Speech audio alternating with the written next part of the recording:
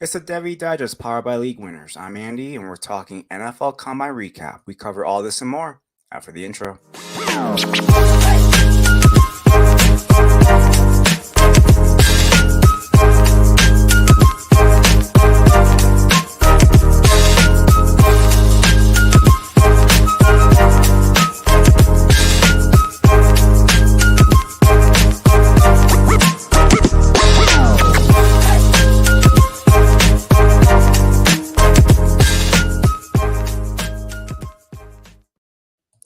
What is going on? We are talking NFL Combine and what to do with it in your C2C and Devy leagues. But first, I want to introduce a new segment. Now, the Devy Digest, when I created it, it was to give you an insight on who these players are and what they do well on the field. But I also want to personalize them and let you in on them as a human being. So, the first player that I want to bring their story to light is Utah State wide receiver Jalen Royals. Now, he attended Hillgrove High in Georgia, where he was a multi sport athlete. He varsited in basketball, where he was a shooting guard. He also competed in track and field. He was an all state high jumper, and as a senior on the football field, Jalen Royals played 9 games. He had 26 receptions for 455 yards and 4 touchdowns. His best game was against McEachern with 4 receptions for 101 yards and a touchdown. And the very next week against Westlake, had 4 receptions for 108 yards and 2 touchdowns. Now, Jalen Royals was a type to do whatever it took to help the team. He was asked to play cornerback in games, and he did so willingly because he wanted to help the team. As a defender with no real background playing cornerback, he had 3 interceptions, a pick six, and 6 pass deflections. Now, coming out of high school, Jalen Rose had no offers and he would go the JUCO route. He attended Georgia Military College, and in 2001, he played 10 games. He had 7 receptions for 92 yards and 2 touchdowns. Now, Jalen Royals received a flyer about an open camp tryout for Utah State. He flew out to Utah and drove to Logan to try out. That's about a 1,700-mile flight and drive combined. Jalen Royals bet on himself. He showed up to a 1 day camp. He measured in at 6 foot, 193 pounds. The coaching staff asked him to run the 40 time. His first time was clocked at 4.32 seconds. The coaching staff didn't really believe it. They looked at each other and they asked Jalen Rose to run it again. He did so and ran a faster time. He has a verified 4.30 in the 40. He also has a 10-foot, 10-inch broad jump, and he impressed the entire coaching staff. They asked him to run routes. They absolutely loved him. Jalen Rose flew back home to Georgia, and a few days later, he was offered a scholarship to Utah State, and Royals accepted it. A few weeks later, he moved out to Logan and he was enrolled at Utah State. The story doesn't end there. He got on campus in 2022 and he appeared in 12 games, including a start against Boise State. Now, he didn't record a stat all year long, and the issue was Jalen Rose had trouble getting off the line of scrimmage. Corners were jamming him, pushing him off his line, and the coaching staff kept working with him. And Jalen Rose was a sponge. He just soaked everything in and took it to heart because he wanted to be the best player that he could be. He turned that weakness into a strength. And now Jalen Rose has a very good set of moves to get off the line of scrimmage. And now he makes defenders miss on jams and press coverage. Now, Jalen Royals worked and earned the trust of the coaching staff. And he was named a starter after spring camp in 2023. Now, Jalen Rose was asked during the season what changed from year one to year two, and he stated confidence. He didn't have any. The coaching staff kept trusting him and working with him, and it made Jalen Royals gain confidence. And now his confidence is through the roof. He finished 2023 with 71 receptions, 1,080 yards, and 15 touchdowns. Jalen Royals is an all academic Mountain West athlete, and he was named third team All American. I hope you got to know Jalen Rose a little better. We here at the Devi Digest have been rooting for him for a while now, and we hope you will too. Now, that concludes our player spotlight of Jalen Royals. Now, let's get into the body of the show. We are talking NFL Combine results. Now, let's first get into some Combine measurements. At the quarterback position, Caleb Williams measured in at 6'1" and 1/8 and at 214 pounds. Drake May, the entire time, he was listed at 6'4". We didn't know if he was really 6'4". He measured in over 6'4". He is 6'4" and 3/8 at 223 pounds. I believe he was listed at 229 pounds on the website, on the UNC website. So the height and measurements are true with Drake May. With JJ McCarthy, he came in at 6'2" and 4/8, and he bulked up to 219 pounds. A running back measurement that we want to highlight is Bucky Irving. He came in at 5'9" and that full 192 pounds. At the wide receiver position, Xavier Worthy, he came in a little bit shorter than the Texas website. He came in at 5'11" and 2/8 and at 165 pounds. He was at 171 pounds on the Texas website for a couple of years, but he came in at 165 pounds. Troy Franklin, he came in at 6'1" and 7/8, so almost at 6'2". He measured in at 176 pounds. Now let's talk about the combine and with some results of some guys who ran the 40 times and guys who impressed and at a couple of positions here. Let's start with the running back position. Isaac Guerrero, he ran a 4.3340 time with a 1.55 second 10-yard split. He measured in at 6 foot, 221 pounds. The Louisville product will be a riser. In your rookie drafts, he'll likely be a riser as well. He also tested with the best vertical among the running backs at 41 and a half. Now, there was buzz with him prior, and now that buzz is probably going to go through the roof. So if you are holding Isaac Guerrero in your C2C leagues, doubt you are in any Devy league, but in your C2 leagues, it's worth a flyer to take a shot at what you can get. We know a lot of people love the combine and they get kind of overboard with these stats. They will overlook the 3 to sometimes 6 years of college production. They'll overlook all that, and because they did well in shorts, they will think that they are the next coming. So if you do have him, you should just, send out some offers, see what you can get for him. The next running back I want to talk about is Jalen Wright. Now, he ran his 40 time in 4.38 seconds with a 10-yard split of 1.55 seconds.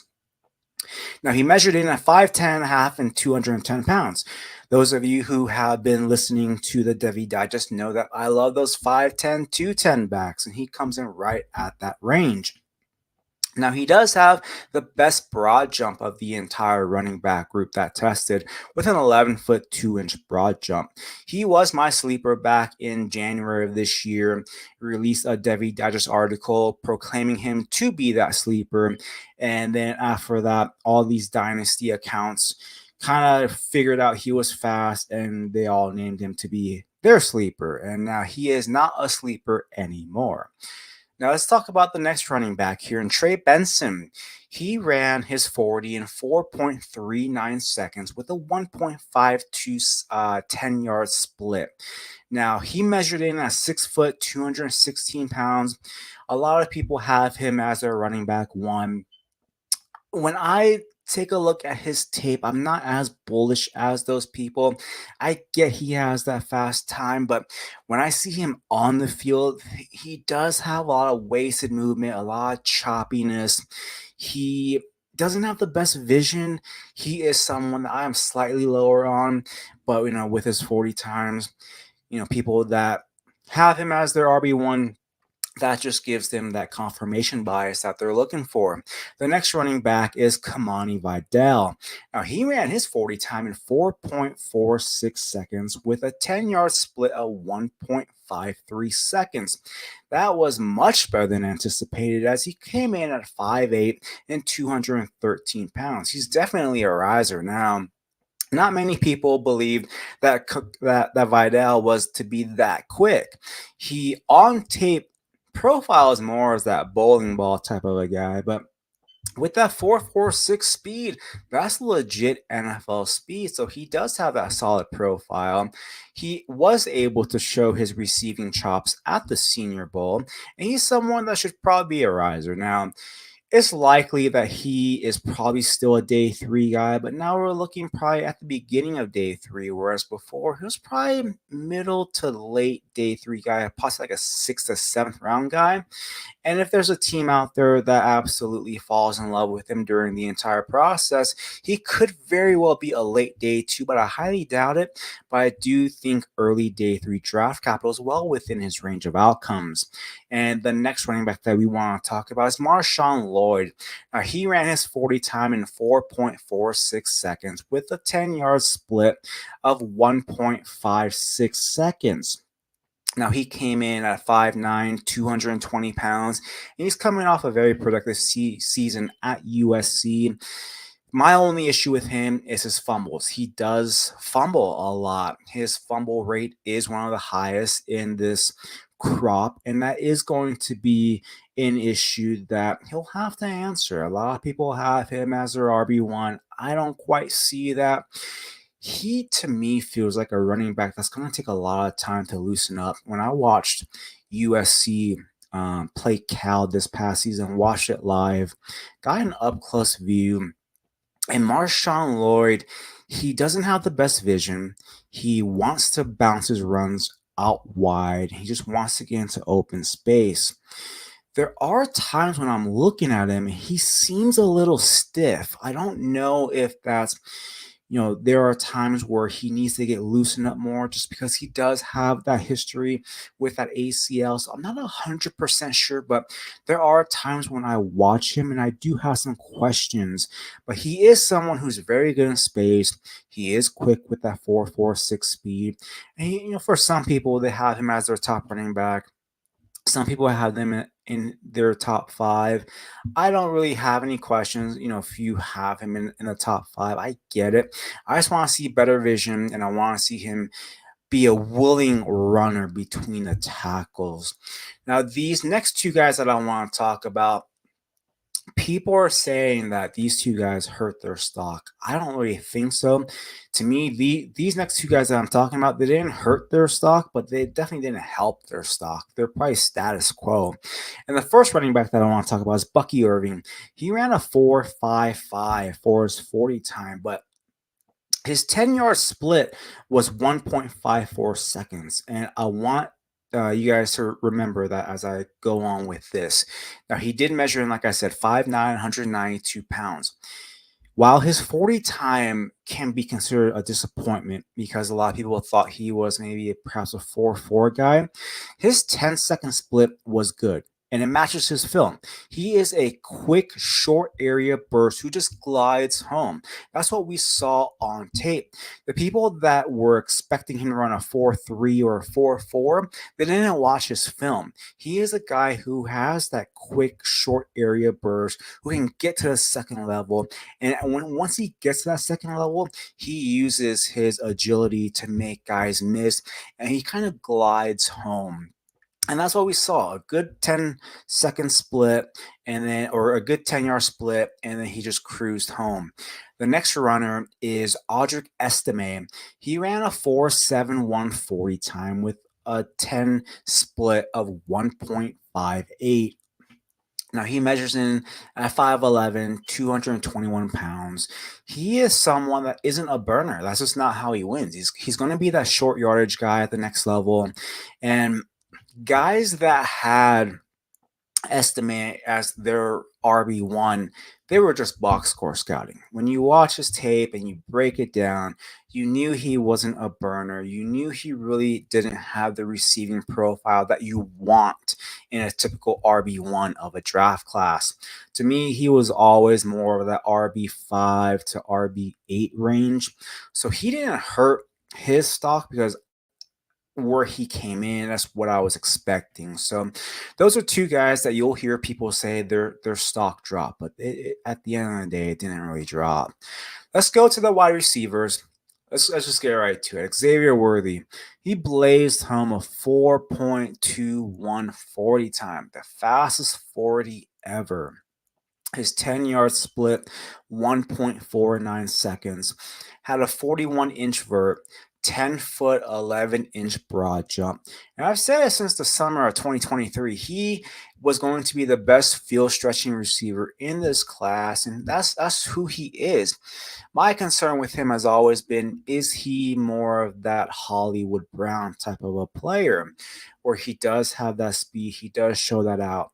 But at the end of the day, he's going to be that receiver that has a few good games that you want to see, but at the end of the day, he might be one of those guys that just run gassers all day and just helps create spacing for the intermediate to short area guys. And he's a guy that might get 4, 5 targets a game, might come down with 3 receptions for about 70 yards, and on occasion will get you a touchdown. That's just always been my fear of Xavier Worthy. So nothing really changed for me as far as the combine goes. But if you have Xavier Worthy and with that 40 time, you might want to try to explore some trade options. I know I have a few shares of him, and I might go in there to see in those C2C leagues or even in those Devy leagues what managers are a little weak at the wide receiver position and where their strengths are. And I might try to target a running back, that's already proven on the NFL side to try to gain some value by capitalizing on this 40 time. The next receiver that I want to talk about is Brian Thomas Jr. He ran a 4.3340 with a 1.5 second 10-yard split. He came in at 6'3", 209 pounds. We knew he had very good straight line speed. All he needs to do is improve on those intermediate routes. He likely will be a first round pick. I'd probably have him more on the back half of the first round, but I don't think he gets out of the first round. I think the 4.33 really cements, his player profile. And he's the type of guy that can stretch a field, can create separation with his speed. Ask him to run vertical routes. He'll win that way at the next level. The next guy is Adonai Mitchell. He ran a 4.3440 with a 1.52 second 10-yard split. He came in at 6'2", 205 pounds. His broad jump was 11 foot 4 inches. We knew he was athletically gifted, but his 40 time was fantastic. On tape, he doesn't run that fast, so that gives you some hope and some aspirations that he can be something on the next level, that can be very talented. I believe what he did yesterday, it really cemented himself in that first 40 picks. He very well could go at the very end of the first round. And he is someone that we knew was a really good athlete. We saw that in the Washington game where that last second touchdown in the fourth quarter where Adonai, he misjumped that touchdown, but he had so much airtime and hang time that he was still able to get that jump ball. He is someone that can develop into a wide receiver too, and eventually perhaps take over as a wide receiver one option. He is someone I really do think can get into the end of the first round. Let's talk about some slot players next. And the first one that I want to talk about is Jacob Cowing. Now, throughout the entire process, even into the Senior Bowl, a lot of people comped him to Tank Dell. Now, Tank Dell, I believe he ran a 4.43 in a Force 40. Jacob Cowing beat that. He ran a 4.38 Force 40 with a 10-yard split of 1.54 seconds. Now, he does come in at 5'8", 168 pounds. So he is going to be that twitchy slot receiver. And that 40 time just cemented himself to being that quick twitch athlete. And those Tank Dell comps, they're not going to go away. They're going to be there through the rookie drafts. And if he gets second round draft capital, you're going to continue to hear that buzz.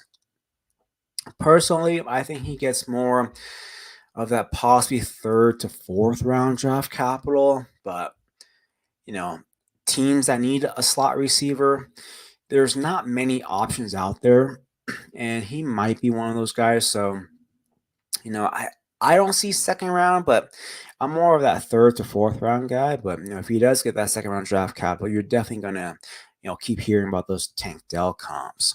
The next guy that I want to talk about is Roman Wilson. He ran a 4.3940. We knew he was gonna run in that range. He had a verified 4.37 back, I believe, in high school. So he still has that quickness. His 10-yard split was 1.52 seconds. He came in at 5'11", 185 pounds. He had a very good combine. He had a very good Senior Bowl. He's someone that has cemented himself to me as a second round draft pick. I've had him as a second round grade throughout the entire all of last season. He's been someone that we've been higher on before the masses knew about him. And he's someone that I do think is a second round lock. The next player that I want to talk about is Ladd McConkey. He ran his 40 time in 4.39 seconds with a 10-yard split of 1.52 seconds. So identical to Roman Wilson in both of those. And he does have, pretty much the same measurables. He came in at 6 foot, whereas Roman Wilson came in at 5'11", and Ladd McConkey came in at 186 pounds, where Roman Wilson came at 185 pounds. Those two players, they are very similar. Both are very good route runners. Both are silky smooth. Both balled out at the Senior Bowl practices. And Ladd McConkey should be a very efficient slot receiver in the next level. I do believe he does get a top 50 draft capital coming into the NFL draft. The next player that I want to talk about has been a my guy throughout the entire process. He's been a my guy since September, and that is Xavier Legette. He ran his 40 time in 4.39 seconds with a 10-yard split of 1.54. He measured in at 6'1", 221 pounds. He does have a 40-inch vert. I've talked up XL numerous times, and how his analytical profile, it is a little bit different. He battled through multiple injuries. He didn't learn how to play for his body style until he trained with Debo this past summer. When he trained with Debo, he learned to use his body, became that bully ball type of a player, and we saw him take off. Now, he's a very raw prospect still. He is, like I said in past episodes, he is the most landing spot dependent player in this draft. If he goes to somewhere like the Miami Dolphins or the 49ers to possibly eventually take over that Debo role, he'll find success at the next level. But if he goes to somewhere like the New England Patriots, where they ask him to line up in the X position and win that way, he will not. He simply will not. He needs to go to a young offensive coordinator, a young mind, someone who is inventive, someone who can find ways for his athletes to win. So if he gets to go to the Dolphins or the Bills or the Niners or the Bengals, a spot like that where they can utilize him, he'll find success at the next level. The next guy that I want to talk about is Ricky Purcell. He ran a 4.4140 time with a 1.57 second 10-yard split. He measured in at 6'1", 189 pounds, a 42-inch vert. He ran the best three-cone drill of everyone that ran it with a 6.64 second, and then he ran a 4.05 second 20-yard shuttle. He is a silky smooth route runner, and I've comped him to Adam Thielen. The more I look at him, the more I really do see that comp with Adam Thielen. I do feel that he will find success at the next level. I personally have a second round grade on him, but I do understand where most people see a possible third round grade. I'm just a little bit higher than most. Next player that I want to talk about, or the next three, are going to be the Washington Huskies trio. Well, let's start with Rome Odunze. He ran his 40 time in 4.45 seconds with a 10-yard split of 1.52 seconds. He measured in at 6'3", 212 pounds. All those 4.34 40 talks, from his dad was his typical James talk. He ran that 4.45.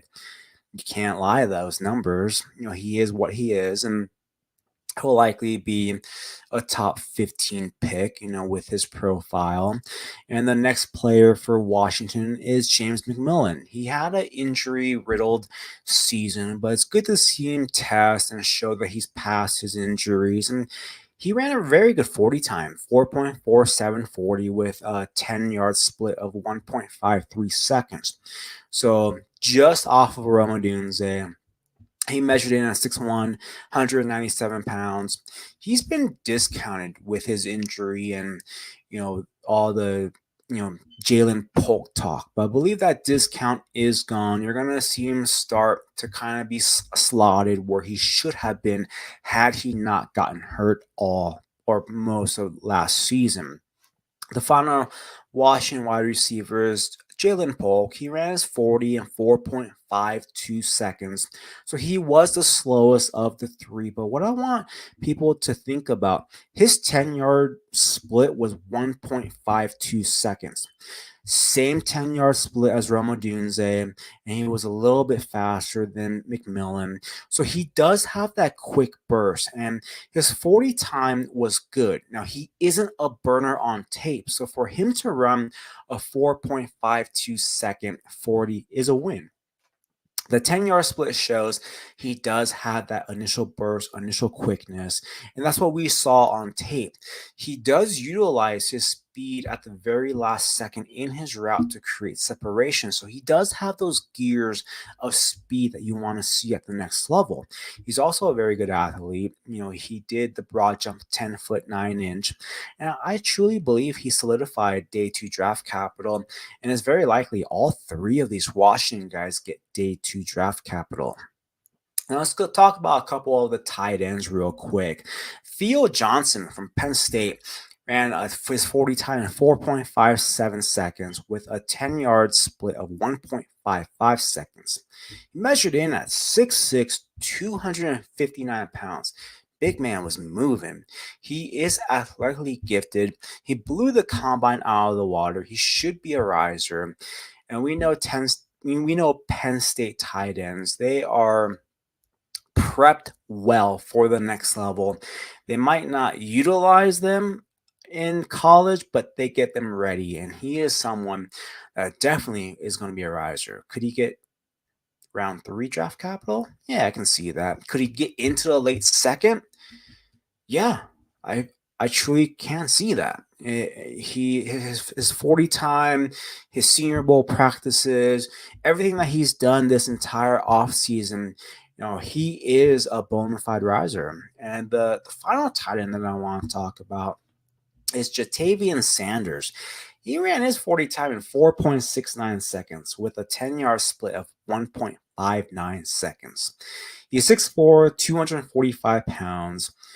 3 years ago, he was the number 1 ranked athlete in the composites. And he didn't have the kind of day that I think most people hope for, but every year there's always a guy who doesn't test well, and they're more of a talented football player on the field.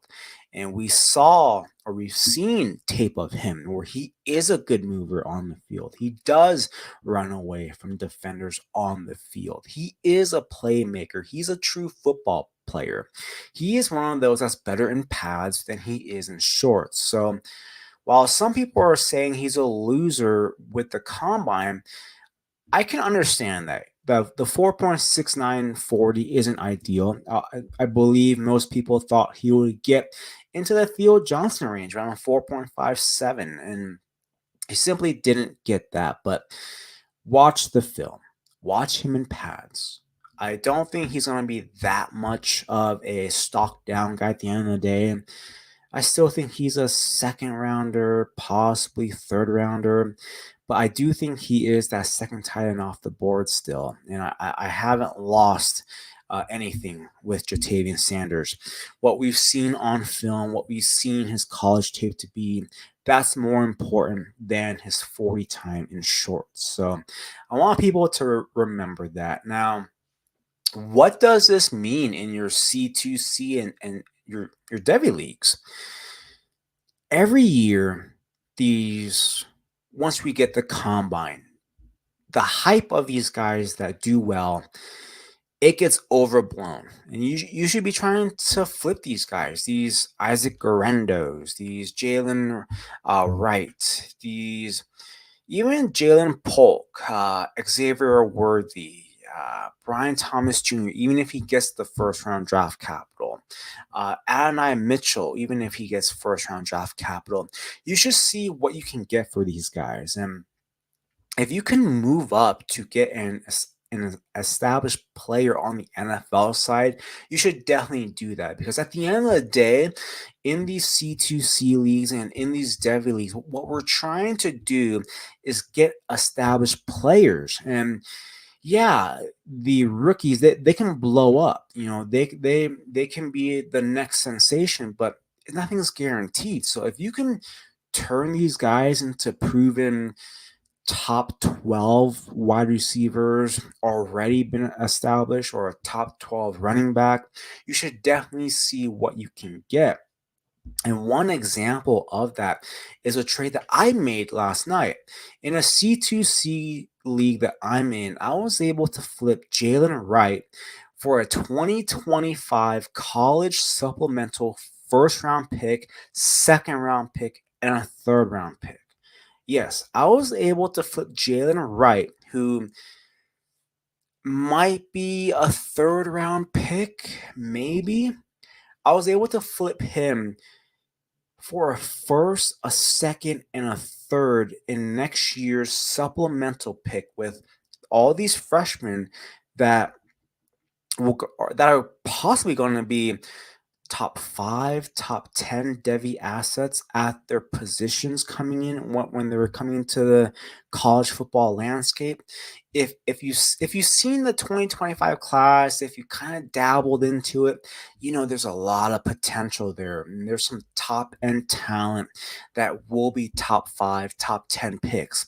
And I was able to flip Jalen Wright for a first, a second, and a third next year.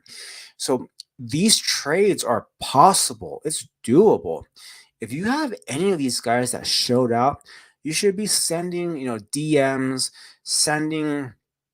finding teams that need a running back, finding a team that needs a wide receiver. If you're holding a Brian Thomas Jr. or an Adonai Mitchell, you should be trying to find a manager who, one, kind of has an older wide receiver room, or doesn't have that established wide receiver room on their NFL side. Send them a message and say, hey, do you have any interest in Brian Thomas Jr.? Do you have any interest in Adonai Mitchell? And see what you can get. I always advocate to try to get someone proven on the NFL side. But with Jalen Wright, I wasn't able to get a running back that was probably top 12, top 15. So I was perfectly fine going to the college side and getting a first round pick, a second round pick, and a third round pick. And I'm fine resetting that clock, because I now have 3 extra picks for some potential top Devy assets that I can either use as trade bait. I can move up to secure the 101, because I now have 2 firsts, 2 seconds, 2 thirds. I have that capital to play around with. And if I have a quote unquote Devy guy that I want, say for example, if I want an Evan Stewart, I can potentially get Evan Stewart. I can offer probably a second tier Devy guy, include one of those picks, and get an Evan Stewart. Or I can get someone that is going to be, these top guys, in next year's draft. The whole point in these C2C leagues is to create value. And I'm not saying that Jalen Wright won't be good. He was my sleeper, like I said earlier in the show. In January, I released my Devy Digest on Jalen Wright, and I said he was my sleeper of the draft. But if I can flip these non-tier player 1 guys and get draft capital, get assets, I'm doing it 10 times out of 10. It's about creating values in the long run. And with Jalen Wright, he has every chance to be a Kyron Williams, a Puka Nakua type. All these guys have that chance in their range of outcomes, but they could easily be a Tyquan Thornton or a Zach Evans. So if I can flip them now, I'm going to do it. And so the one thing that I want people to take away that, if you're in a C2C league or if you're in a Devy league, reach out. Try to trade some of these guys. And if you're a believer in these guys, send a DM. Say, hey, are you open to trading these guys? Are you open to trading Xavier Worthy? Are you open to trading Jalen Wright? And just see what you can get, because Jalen Wright could hit. He can be that next sensation. There's a chance he could be RB1 of the draft class, and he could get a late second round draft capital. So the range of outcomes is there. And I'm not saying I won the trade. I could easily lose that trade. These first, second, third round, picks, I could easily get three guys that might not be any good. We've seen how volatile these Devy assets can be. DJU, Spencer Rattler, Rocket Sanders. There's so many guys that we thought were can't miss Devy guys that absolutely missed. So at the end of the day, it's about creating value. And if you can create value by either trading for a guy that you believe in or selling a guy that someone else believes in, you should absolutely do it. And at the end of the day, it's possible for both sides to win. Now, if you can't find a trade partner now, you still have the pro day. You can make a trade during the pro day. You could do that. And if you can't do it during the pro day, the NFL draft. Once we know that draft capital, you can make that trade then. And if you can't then, there's always summer camp buzz. That'll be the last time you can trade for these guys. And remember, you can get better value at the end as well. Like we saw a few years back, Antonio Gibson. If you had Antonio Gibson in a C2C or a Devy league, you got him for very cheap. And before the start of the season, the Washington football team, I believe they ended up releasing, I think it was Adrian Peterson. And Antonio Gibson was the guy. He was a starter. You could have easily flipped him then and gotten very good value for what you paid for. So there's always time, on your side to have value. This is just the first time where you can get value on either side. Now, we've reached our profile segment. We've talked about a lot of Devy guys, so I'm not going to talk about a Devy player profile this week. I'm going to talk about a CFF player profile and an under-the-radar freshman player profile. And the CFF player profile of the day is Sam Houston State quarterback Chase Bauer. He is 6'3", 223 pounds. He transfers in from Central Michigan. And Sam Houston State, they are needing improved quarterback play. They were 3-9 last year, and if they're going to be trailing a lot this year, Bauer's going to get a lot of opportunities to get a lot of throws in, a lot of yardage, and he does have some versatility as a capable runner. Now, he should have the inside track to win the job, being the quarterback there. And Noah Smith is their best wide receiver. He's a guy that can easily get 90 receptions this year, and he'll be the number one target. And if Bauer can form that connection with Noah Smith, you could have some CFF gold here. Now, he should form that connection. This past season, Bauer averaged roughly around 21 fantasy points per game, going to a team that probably is a little bit more high octane in Sam Houston State.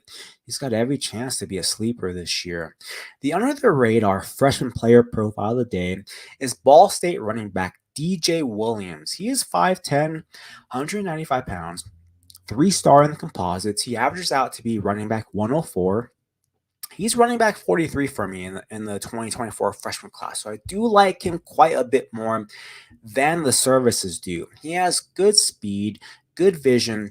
I really like his lateral movement. He does have that breakaway speed.